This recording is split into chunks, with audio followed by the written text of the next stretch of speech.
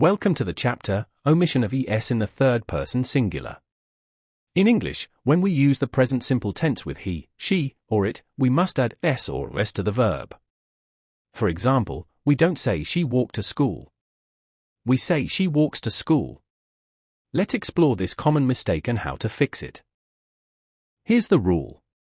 In present simple tense, when using he, she, or it, the verb must end in res or res. He plays, she eats, it rains. If you leave out that s, the sentence is incorrect. Let's look at some common errors. He drive to work is wrong, we say he drives. She eat an apple becomes she eats. It look easy should be it looks easy. Remember to always check the subject and match the verb correctly. Sometimes we don't just add s, we add less. If a verb ends in ch, sure, s, x, or o, we use des.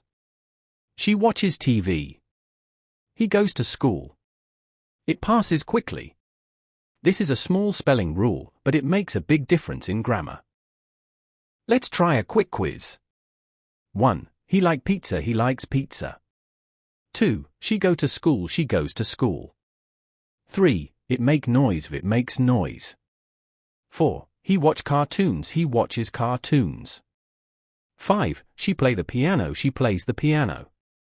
Nice work! To wrap up, in the present simple tense, remember to add s or des for he, she, or it. Missing that little thes can make your sentence grammatically wrong. Keep practicing this rule and your grammar will improve quickly.